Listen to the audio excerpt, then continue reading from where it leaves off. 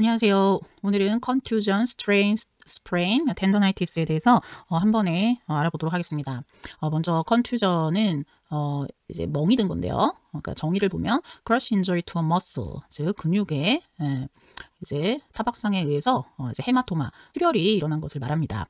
그다음에 이제 strain 같은 경우에는 overstretch injury to a musculotendinous unit, 즉 이제 근육과 힘줄이라 그러죠. 근육과 힘줄 그 부위에 오버스트레치 인저리가 있을 때 스트레인이라고 그러고요. 스프레인 같은 경우에는 리가멘트에 제 우리가 말하는 인대에 오버스트레치로 인한 인저리가 있을 때 스프레인이라고 합니다. 자, 그다음에 이제 텐더나이티스는 뭐냐면 이거는 이제 overuse injury에 해당이 돼요. 그러니까 이제 많이 사용해서 아주 그 작은 microscopic tearing, 아주 작은 상처로 인해서 염증이 시작되는 건데 그 염증이 이제 조금씩 진행이 되면서 이제 통증과 관절 범위가 점점 굳어지게 됩니다. 그래서 이제 그런 것을 우리가 즉 inflammation of a tendon, 즉 텐던에 그 염증이 생긴 상태를 우리가 텐더나이티스라고 합니다. 그래서 이제 컨투전이나 스트레인, 스프레인, 텐더나이티스를 이제 공부하다 보면 나중에는 이게 다 이제 짬뽕이 돼갖고 헷갈릴 때가 있어요. 그래서 이걸 이제 한꺼번에 보면서 뭐 어떤 점이 비슷하고 또 어떤 점에 차이점이 있는지 간략하게 알아보도록 하겠습니다. 이제 컨투전부터 한번 알아보도록 하겠습니다. 자, 어느 정도 손상이 되었나라는 것을 레벨로 나누게 되는데 3레벨이에요. 세 가지의 레벨로 나뉘어서 우리가 이제 진단 평가를 하고 차팅을 할 때 이제 우리가 이제 그 기록지에 환자 상태에 대해서 남기게 되는데, 자, 일단 컨투전, 마일드 컨투전 같은 경우에는 액티비티가 그러니까 활동을 할 수 있어요. 그런데 mild discomfort, 약간의 불편함이 있기는 한데 활동하는 데는 지장이 없습니다. 그리고 little bleeding, 좀 약간의 출혈이 있고요. 그래서 이제 멍이 들어있는 것을 볼 수가 있어요. 그 다음에 이제 moderate 같은 경우, moderate contusion 같은 경우에는 pain과 muscle weakness 때문에 활동하는 것이 좀 어렵긴 해요. 그런데 하기는 해요. 하지만은 이 통증과 그 근육의 약화 때문에 조금 활동이 힘들긴 하다. 그 다음에 bleeding과 swelling이 있습니다. 특히 swelling, 2단계부터는 이제 swelling이 있어요.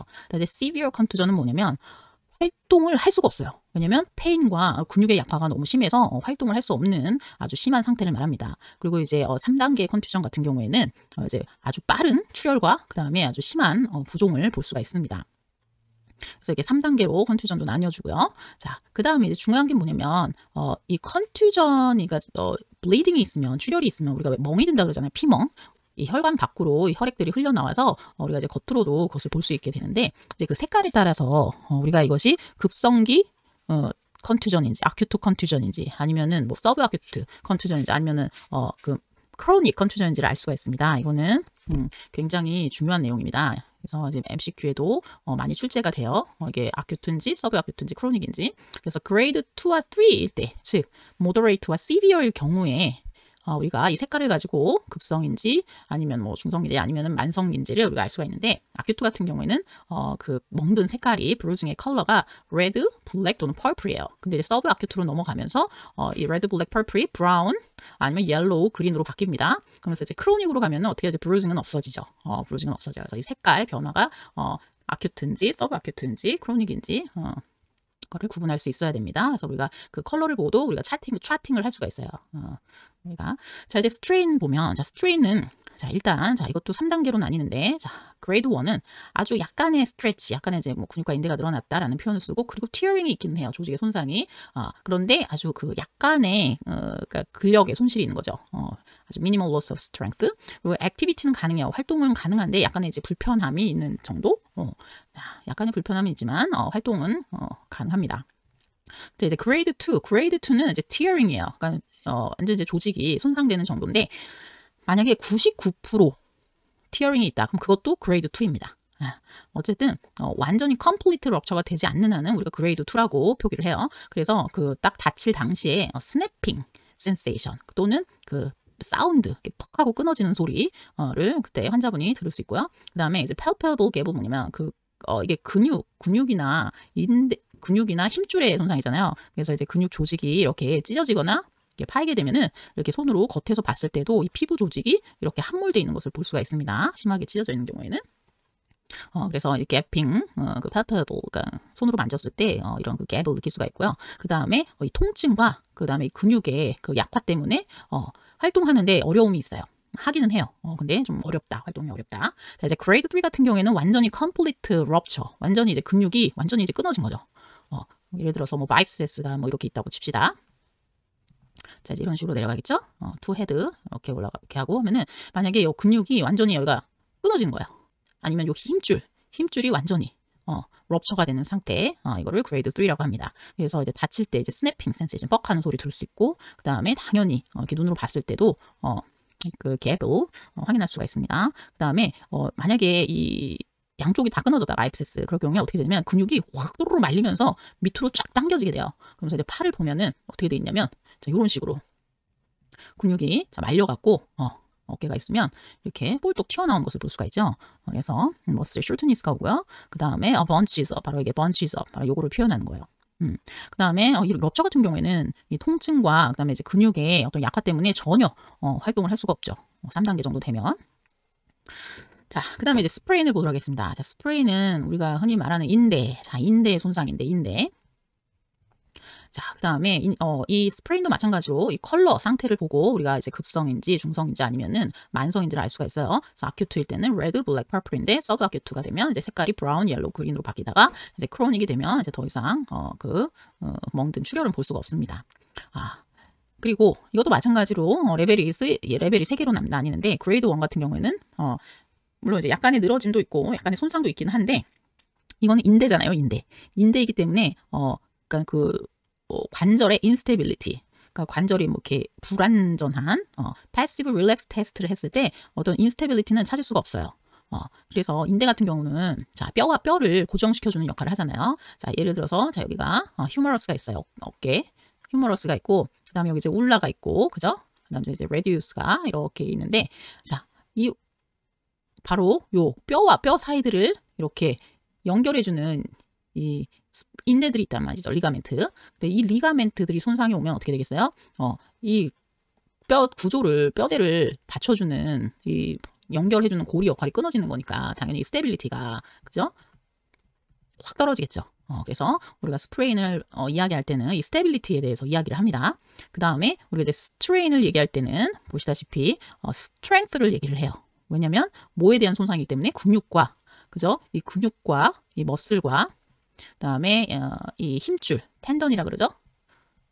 그다음에 머스큘러 텐던, 이 근육과 인대가 연결되는 부위가 머스큘러 텐던 정션. 사실 이 부위가 제일 손상이 많기는 해요. 스트레인에서는. 근데 어쨌든 이 텐던과 근육의 손상이기 때문에 우리가 스트렝스가 기준이 되겠죠. 파워, 그죠? 근육의 파워. 그리고 스프레인 같은 경우에는 스테빌리티가 안정성, 구조적인 안정성이 기준이 된다라는 걸 좀 차이를 알고 계시면 되겠어요. 자, 그래서 어쨌든 똑같아요. 그레이드 1일 때는 액티비티를 할 수는 있어요. 근데 조금 불편한 느낌 정도? 그 정도가 이제 그레이드 1이라고 그러고 자, 이제 그레이드 2 같은 경우에는 마찬가지예요. 99%가 끊어져도 이건 그레이드 2예요.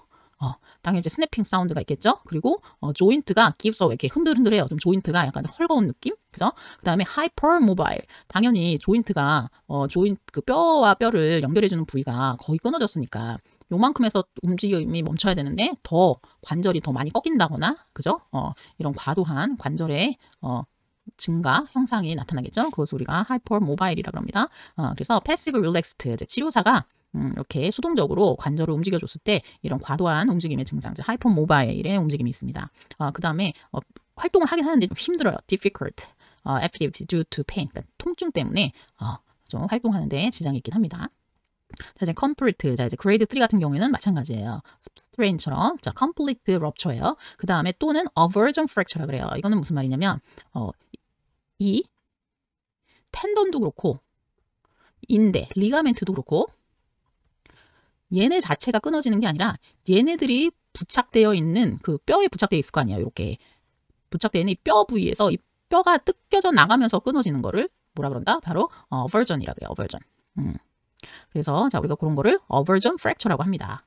예를 들어서 쿼드립세스가 이렇게 붙어서 그죠? 텐던이 파텔라 텐던이 이렇게 붙어 있는데 파텔라 텐던이 끊어진 게 아니라 아예 그 티비얼 투버러시티 본 그 뼈를 같이 물고 떨어져 나가 버리는 거예요. 그런 거를 이제 어버전 프랙처라고 합니다. 그래서 이제 스트레인도 마찬가지고 스프레인도 마찬가지고 특히 이제 리가멘트 같은 경우에는 뼈와 뼈를 연결해주는 부분이기 때문에 특히 그 축구 선수들이나 아니면 이제 야구 선수들 그 무릎을 탁 쳐갖고 그죠? 좌측에서 바깥쪽에서 무릎을 탁 쳐서 여기 보면은 콜라테랄 리가멘트가 있단 말이에요. 라테랄, 콜라테랄 리가멘트, 메디알 콜라테랄 리가멘트. 자, 이런 것들이 이렇게 팍 치면서 휘면서 요 안쪽에 그죠? 메디알 콜라테랄 리가멘트가 탁 튕겨져 나갈 때 요 뼈채, 뼈를 물고 뜯어져 나가는 경우가 있어요. 자, 요런 경우, 요런 거를 어버전, 프랙처라고 합니다. 리가멘트에. 자, 그래서 이제 요런 경우 아니면은 아예 그냥 인대, 즉 리가멘트 자체가 중간이 이렇게 중간이든 끝이든 그냥 완전히 끊어져 버리는 경우, 그런 경우를 우리가 그레이드 3라 그래요. 당연히 스냅핑 사운드를 들을 수 있고, 그다음에 이제 당연히 뼈와 뼈를 연결해주는 인대가 끊어졌으니까 굉장히 뼈가 떨거덕 거리겠죠. 그죠? 그래서 인스테빌리티가 있고, 그다음에 이게 무릎이 익스텐션 될 때 딱 180도 되는데 그 이상 되는 거예요. 막 뒤로 막 더 제껴지는 거죠. 왜냐면 잡고 있던 인대가 없어져 버렸으니까 관절이 막 꺾이는 거죠. 그죠? 그래서 no end point on passive relax test. passive relax test를 했을 때 이게 end point가 없는 거예요. 계속 꺾이는 거예요.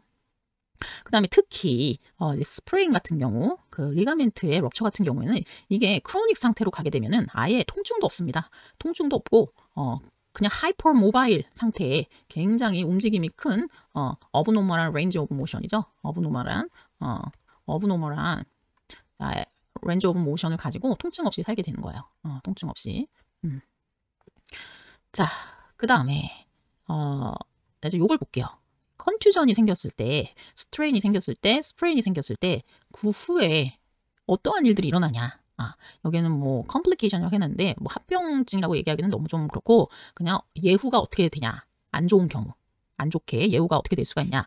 컨투전, 타박상 같은 경우에는 마요사이티스 오시피컨스라 그래갖고 이 헤마토마 출혈이 크게 있는 부위에 다시 새로운 근육 조직으로 채워지는 것이 아니라 여기에 뼈가 생성이 돼요. 본.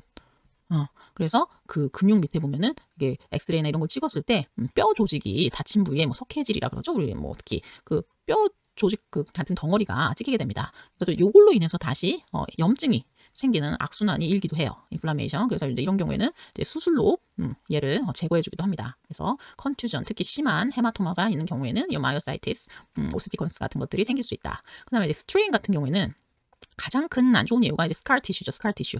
자, 이 근육과 근육과 인대에 스칼 티슈가 뭐가 문제가 되냐? 스칼 티슈 같은 경우에는 원래 그 조직이 아니라 그 콜라겐 파이버예요. 콜라겐 파이버. 그러니까 조직 자체가 틀려지죠.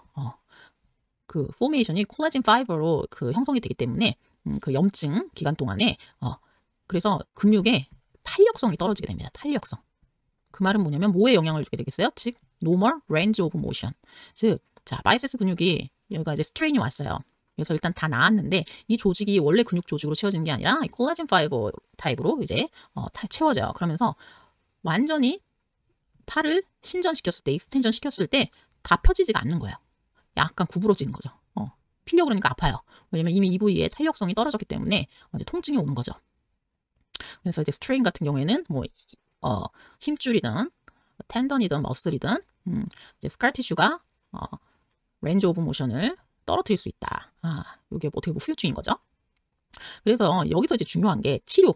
자, 치료 하나를 설명하겠습니다. 왜냐면 이건 굉장히 중요하기 때문에. 그래서 우리가 이제 스트레인이든 스프레인이든 컨투전이든 자, 이제 염증 반응으로 들어가게 돼요. 일단 조직이 손상을 입으면 염증 반응으로 들어가는데 그때 이제 염증 반응 중에 일어나는 것이 뭐냐면 바로 그 extracellular fluid라 그러죠. 그러니까 다친 부위에 그 많은 삼중물들이 모여듭니다. 물 같은 액체들이 모여드는데 그 extracellular fluid에 뭐가 많이 들어있냐면 바로 이 콜라겐 파이버들이 많이 들어있어요. 이 콜라겐 파이버들이. 그래서 부어 있을 때 이데마를 왜 제거해 주는 것이 이 염증이 반응이 일어날 때 이데마를 최대한 빨리 제거해 주는 것이 왜 중요하냐? 바로 이 엑세시브한 스칼 티슈의 포메이션을 방지하기 위해서요. 즉 다시 말해서 이 스칼 티슈 흉터라 그러죠. 한국말로는 이 흉터가 생성되는 것을 최대한 줄여주는 거예요. 즉, 자, 예를 들어서, 자, 이만큼이 부어 있어요. 상처가 이렇게 나 있는데, 자, 이만큼이 부어 있단 말이에요. 근데 이거를, 제거해준 환자와 이데마를 제거해준 환자와 제거해주지 않은 환자의 나중에 차이는 어떻게 되느냐. 이 엑스트라 셀룰러 플로이드를 제거해주지 않은, 즉, 이데마를, 디크리즈 시켜주지 않은 환자 같은 경우에 나중에 스칼 티슈가 어떻게 생기냐면, 켈로이드라 그러죠. 켈로이드처럼 이렇게 상처 부위를 넘어서 두껍게 형성이 됩니다. 그럼 어떻게 되겠어요? 이 탄력성이 확 떨어지겠죠. 그죠? 근데 이 염증 반응이 있는 시기에 이데마를 잘 제거해준 환자 같은 경우에는 이 스칼 티슈가 포메이션이 스칼 티슈가 형성되는 것이 훨씬 줄어들게 돼요. 그 말은 뭐냐면 탄력성이 덜 그죠? 떨어지는 거죠. 그러니까 탄력성이 쉽게 말하면 유지가 되는 거죠. 그래서 이거는 결과가 뭐로 가겠어요? 바로 normal range of motion에 영향을 주는 거예요. 그래서 우리가 스트레인이든 스프레인이든 컨투전이든 아니면 뭐 텐더나이티스든 간에 이 이데마를 이 부종을 제거해 주는 것은 굉장히 중요합니다. 그래서 이제 우리가 마사지를 이용해서 할 때는 이 이데마를 제거해 주는 마사지 테크닉이 있죠. 그거를 사용하시면 되고, 그다음에 이제 물리치료를 한다. 물리치료 같은 경우에는 제일 많이 하는 것이 뭐 처음에는 이제 콜드 아이스겠죠. 아이스. 붓기를 제거하는 데 아이스가 최고죠. 급성기 때, 악휴 때는. 그 다음에 우리가 할 수 있는 것이 바로 울트라사운드. 자, 울트라사운드, 그죠? 울트라사운드를 활용해 주면은 이데마를 아주 효과적으로 제거를 해줌으로써 그 스칼 티슈 생성을 최대한 낮춰줄 수가 있습니다. 이거는 치료 파트에서 아주 굉장히 중요한 파트입니다. 임상적으로. 자, 어쨌든 이제 요런 스칼 티슈 문제가 생기고요. 자, 이제 스프레인 같은 경우에는 예후가 안 좋아질 경우에 뭐가 문제가 생기냐? 바로 adhesion, 유착이 유착. 즉, 이 손상된 그 인대와 뭐 뼈 사이, 그죠? 뭐 아디오 스트러처니까 뭐 뼈 사이에 또는 뭐 인접해 있는 뭐 근육이든 그 사이에 유착이 일어나는 거예요. 유착, 엉겨 붙는 거죠. 그러니까 인대가 이렇게 붙어 있는데 여기가 이만큼 찢어졌단 말이에요. 그래서 뼈에 달랑달랑 붙어 있어요. 이렇게 리가멘트가 달랑달랑 붙어 있단 말이죠. 근데 여기에 유착이 생기는 거예요. 유착이 요 주변으로 이렇게 트랜스버스하게 유착이 생겨버립니다. 그러면 어떻게 되냐면 이 유착으로 인해서 어떤 문제가 생기냐면 바로 normal range of motion이 마찬가지로 감소하게 되는 거예요. 그래서 이런 유착 같은 경우 이것을 우리가 제거해주는 방법이 뭐가 있죠? 바로 프릭션, 그죠? 프릭션을 통해서 우리가 이제 트랜스버스 방향으로 이렇게 프릭션을 해주죠. 그리고 다시 프릭션 한 다음에 스트레치를 해주잖아요. 이 스트레치를 해주는 이유가 뭐냐면 이 그 파이버 방향의 얼라이먼트를 다시 잡아주는 거예요. 이렇게 막 엉겨 붙어 있었던 그 유착된 부위를. 그래서 이제 스프레인 같은 경우에도 그렇고 뭐 텐더나이티스 같은 경우에도 그렇고 어쨌든 이런 adhesion 유착이 생긴다. 그럴 경우에는 이런 우리가 프릭션 테크닉을 통해서 이 근육 결들을 정리해주는 치료를 하게 됩니다. 결국에는 normal range of motion을 유지하기 위해서 그런 거죠. 근육이 구축되는 것, 그런 거, 그죠? 관절이 구축되는 것을 막아주기 위한 치료법인 거죠. 자, 그러면 이제 텐더나이티스에 대해서 보도록 하겠습니다. 자, 컨투전이나 스트레인이나 스프레인은 어느 부위에 어떻게 손상이 가해졌냐에 따라서 이제 나뉘어진 거고요. 자, 이제 텐더나이티스 같은 경우에는 아주 그 텐던에 염증이 생겼는데 사실 사진으로 찍었을 때 안 나오는 경우도 있어요. 너무 그 마이크로스코픽 티어링이라고 해갖고 그 손상이 너무 작기 때문에. 근데 그 작은 손상에서부터 인플라메이션이 시작이 되는 거예요. 그래서 자, 이 텐더나이티스 같은 경우에는 이제 후유증이 뭐가 될 수가 있냐? 이 염증이 너무 오래 가잖아요. 그러면은 어떤 일이 발생될 수 있냐면 이 마이크로스코픽 아주 작은 상처가 partial tearing 더 커지는 거예요. 더 커지고 나중에는 완전히 complete rupture가 돼버리는 상태까지 갈 수가 있습니다. 텐더나이티스 같은 경우에는. 그래서 이제 텐더나이티스 같은 경우에는 우리가 4단계로 나눠요. 4단계. 자, 컨투전, 스트레인, 스프레인은 3단계로 나눴었죠. 그죠? 그런데 이제 텐더나이티스 같은 경우는 4단계로 나뉩니다. 4단계로 어떻게 나뉘느냐? 보겠습니다. 첫 번째, 그레이드 1은 처음에 막 움직일 때는 페인이 없어요. 근데 일을 다 마치고 나서 통증이, 그죠? After activity. 액티비티가 활동이 끝나고 나서 이제 통증이 생기는 거예요. 자, 이거는 이제 초기 단계입니다. 염증의 초기 단계. 자, 그 다음에 이제 두 번째는 뭐냐면 pain at the beginning of activity and after activity. 즉, 처음 뭔가를 시작할 때 통증이 있고 그 다음에 막 이제 일을 할 때는 통증이 없어져요. 그러다가 딱 일이 끝나고 나면 다시 통증이 생깁니다. 즉, 시작할 때 그리고 끝날 때. 그런데 그 액티비티, 그 활동 중간에는 통증이 없어요. 이게 2단계입니다. 그 다음에 이제 3단계는 뭐냐? 처음부터 뭔가를 시작할 때 처음부터 끝까지 다 통증이 있기는 해요. 그런데 뭐 릴렉스하거나 뭐 쉬고 있다거나 아니면 그 아픈 부위에 그러니까 텐더나이티스가 있는 부위에 그 근육을 쓰지 않는 한은 통증은 없어요. 근데 그쪽 부위에 근육을 계속 쓸 때는 처음부터 끝까지 통증이 있는 거죠. 이것이 바로 그레이드 3고, 자, 그레이드 4 같은 경우 뭐냐면 그쪽 근육을 쓰지도 않는데 아픈 거예요. 그냥 가만히 있는데도 아픈 거죠. 다른 액티비티를 하는데도 페인은 계속 있고 갈수록 통증이 심해지는 단계. 자, 이것을 바로 우리가 그레이드 4라고 합니다. 특히 이제 그 텐더나이티스 같은 경우에는 우리가 그레이드를 4개로 나눈다는 거. 그래서 이것도 우리가 차팅을 할 때 굉장히 중요합니다. 우리가 그 헬스 히스토리 인터뷰를 할 때 물어보거든요. 그때 환자의 대답을 듣고 우리가 guess를 할 수가 있는 거죠. 이 사람은 지금 텐더나이티스 뭐 그레이드 1이구나, 뭐 그레이드 2구나. 그래서 뭐 텐더나이티스 뭐 그레이드 2 뭐 이런 식으로 이제 차팅을 하게 됩니다. 그레이드 3, 월 그레이드 4. 자, 그래서 이제 그 다음에 중요한 게 뭐냐? 자, 그렇다면 우리가 contusion, strain, sprain, tendinitis를 어떻게 평가를 하느냐, 그죠? 자, 그러면은 우리가 크로닉 상태의 환자를 놓고 한번 평가 방법을 보겠습니다. 자, 먼저 여기다 쓸게요, 제가. contusion, strain, sprain, 자, tendinitis요. 밑으로 좀 내리겠습니다. 자, 그래서 자, 컨투전 같은 경우에는 크로닉, 즉 크로닉 스테이지에 어떤 테스트를 하느냐? 액티브 프리, 뭐 패시브 릴렉스 이런 거, 액티브 레지스트 다 하죠. 근데 이걸 왜 액티브 레지스트 왜 스트렝스라고 했냐면 컨투전 같은 경우는 머슬에, 그죠? 머슬에 타격을 입어서 출혈이 있는 거잖아, 블리딩, 그죠? 그렇기 때문에 당연히 근력이 중요하겠죠, 근력.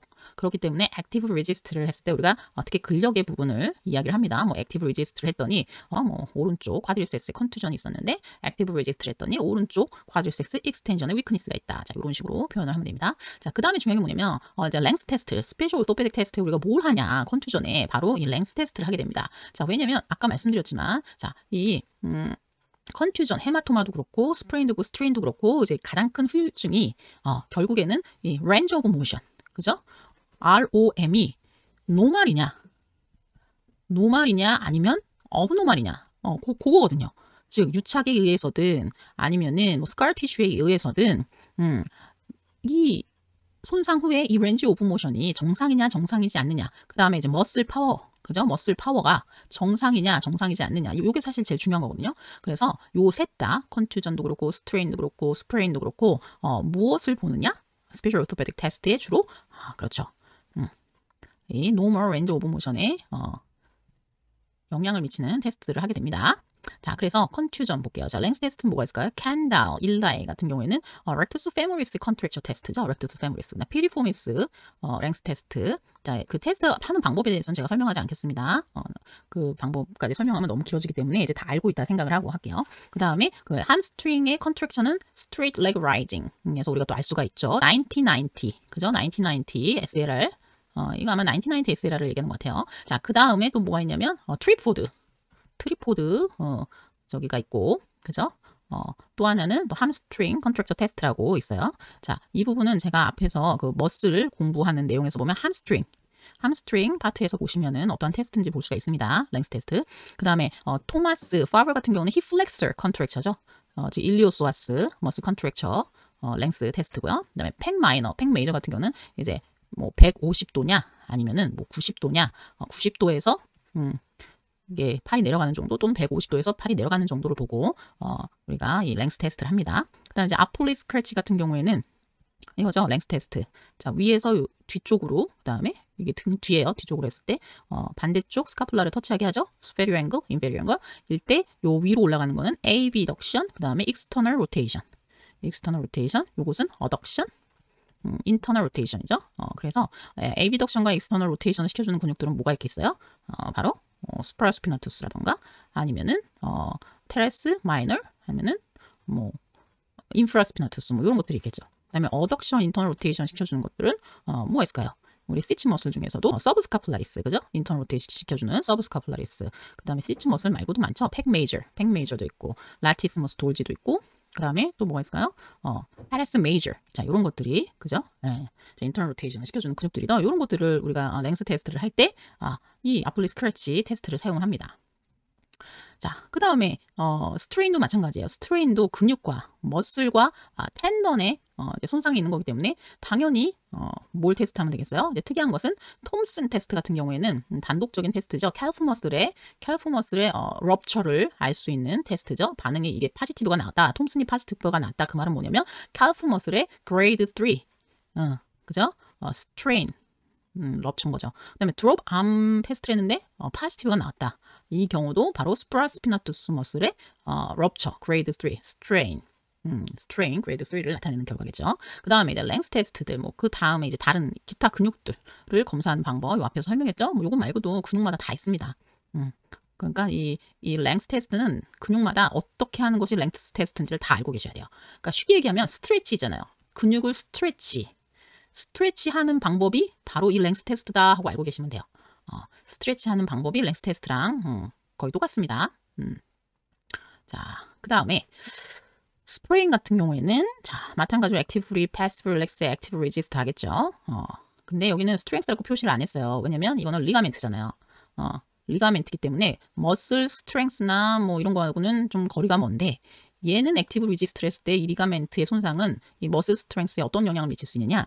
오랫동안 고정을 시킬 수가 있잖아요. 즉 useless, 즉 근육을 쓰지 않아서 이 손상된 이 리가멘트 주변의 근육들이 약화가 올 수가 있어요. 이 리가멘트를 고정시키는 동안에 주변 근육이 약화가 와서 이 액티브 리지스트 테스트에서 주변 근육들의 파지티브 사운이 나올 수가 있는 거죠. 그래서 왜냐면 리가멘트 같은 경우에는 손상이 회복되는데 조직이 회복되는데 최소 6개월이 걸립니다. 6 months.